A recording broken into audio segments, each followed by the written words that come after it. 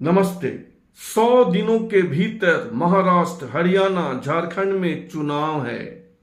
ऐसे में सबसे बड़ा सवाल कि क्या इन तीनों राज्यों में बीजेपी यानी एनडीए की सरकार बनेगी या तीनों राज्य में इंडिया की सरकार बनेगी।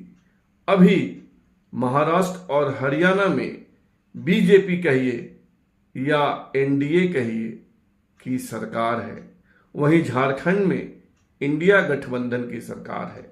इस गठबंधन में कांग्रेस, झारखंड मुक्ति मोर्चा और राष्ट्रीय जनता दल शामिल है।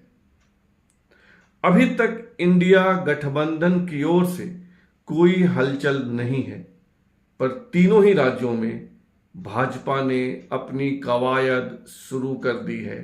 तो क्या तीनों राज्यों की सत्ता में भाजपा या एनडीए की सरकार बनेगी? तीनों राज्यों के लिए भाजपा का सीक्रेट प्लान क्या है? वे कौन से मुद्दे हैं जिनको लेकर बीजेपी लोगों के बीच जा रही है? उसी सीक्रेट प्लान की चर्चा करेंगे हम। बने रहिए मेरे साथ। सबसे पहले बात झारखंड की।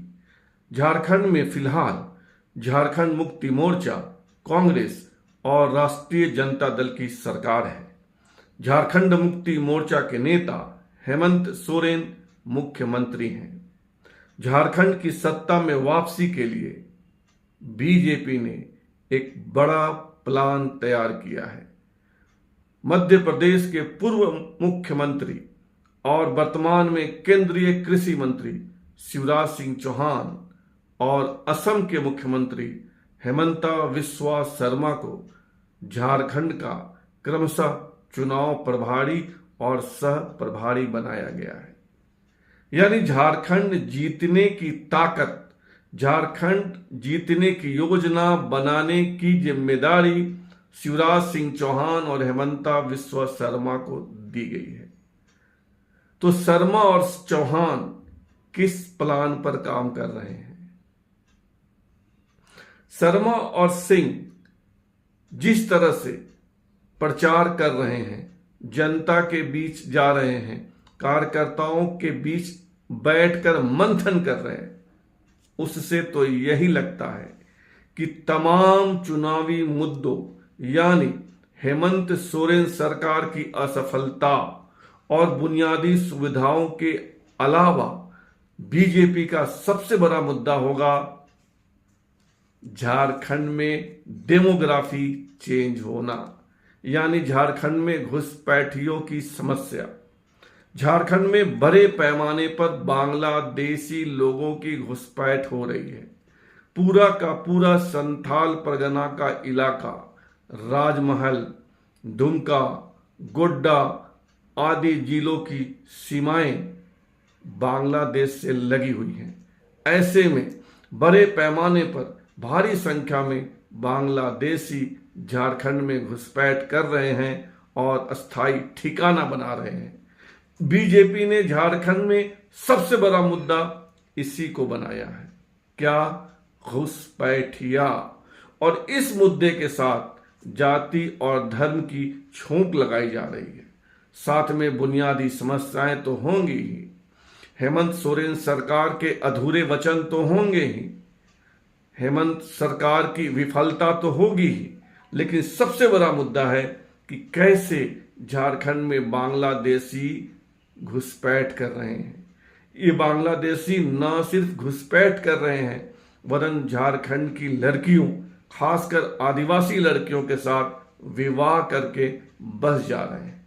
बीजेपी के नेता आरोप लगा रहे हैं कि पूरा का पूरा संथाल परगना का इलाका चेंज हो गया है, वहां डेमोग्राफी चेंज हो गई है। संथाल परगना के इलाकों में मुस्लिम आबादी 40% के आसपास हो गई है, जो आजादी के समय 10% से नीचे थी। बीजेपी के नेता, खासकर ये दोनों चुनाव प्रभारी शिवराज सिंह चौहान और हेमंता बिस्वा शर्मा, इस मुद्दे को जोर शोर से उठा रहे हैं। पिछले दिनों हेमंता ने कहा कि घुसपैठियों की समस्या तो उनके लिए जीने और मरने का सवाल बन गया है। शिवराज सिंह चौहान भी इसी पर जोर दे रहे हैं। Demography change. ये लोग अपने भाषण में कह रहे हैं कि घुसपैठिए न सिर्फ आ रहे हैं वरन आदिवासी युवतियों से विवाह करके उनके जल, जंगल और जमीन पर कब्जा कर रहे हैं। यानी आप यह तय मानिए कि झारखंड में बीजेपी का सबसे बड़ा मुद्दा है डेमोग्राफी चेंज, बांग्लादेशी मुसलमानों का घुसपैठ, उनका आदिवासी युवतियों के साथ विवाह और उनके द्वारा जल, जंगल, जमीन पर कब्जा। अब बात हरियाणा की। हरियाणा में बीजेपी का पूरा फोकस जाति और धर्म पर है। जातियों में उनका सबसे ज्यादा फोकस पिछड़ी जातियों पर है और इसके लिए भाजपा ने प्लान तैयार किया है। पिछले 15 दिनों में 2 बार गृह मंत्री अमित शाह ने हरियाणा का दौरा किया और अपने हर भाषण में उन्होंने गिनाया कि बीजेपी ने पिछड़ी जातियों के लिए क्या क्या किया है। बाकायदा क्रम से 1, 2, 3, 4 उन्होंने गिनाए। इससे लगता है कि हरियाणा के लिए भाजपा का सीक्रेट प्लान है जातीय गठजोड़। इसके अलावा उसमें धर्म का छौका भी लगाया जा रहा है कि अगर इंडिया की सरकार बनी, अगर कांग्रेस की सरकार बनी, अगर कांग्रेस को ज्यादा ताकत आप लोगों ने दी तो ये आपका आरक्षण छीनकर मुसलमानों को दे देंगे।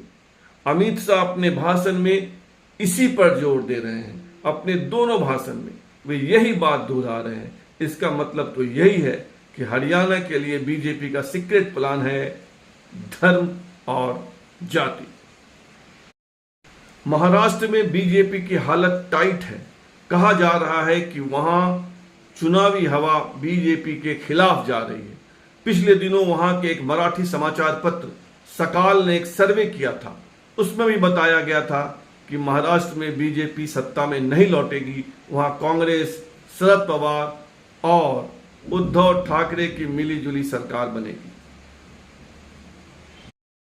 लेकिन सकाल के सर्वे से बीजेपी हताश नहीं है। बीजेपी ने महाराष्ट्र के लिए प्लान तैयार किया है, प्लान रेवड़ी। 1 माह पूर्व वहां सत्तारूढ़ दल यानी बीजेपी, शिवसेना का शिंदे गुट और एनसीपी का अजीत पवार गुट ने 21 से 60 साल की महिलाओं के लिए एक प्लान लाया, लाडली बहना योजना।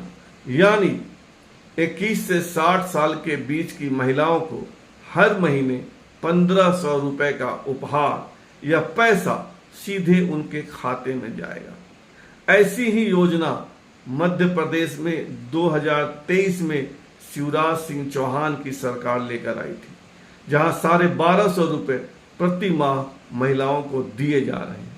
इस योजना ने व्यापक असर डाला और बीजेपी मध्य प्रदेश में सत्ता में लौटने में कामयाब रही। लेकिन महाराष्ट्र में बीजेपी, शिवसेना का शिंदे गुट और एनसीपी का अजीत पवार गुट इससे भी आगे बढ़ गया है। लाडली बहना योजना के बाद वहां की सरकार ने यानी एनडीए की सरकार ने यानी बीजेपी, शिवसेना, शिंदे गुट और एनसीपी का अजीत पवार गुट एक नई योजना लेकर आई है। वह है लाडला भाई योजना, प्यारा भाई योजना।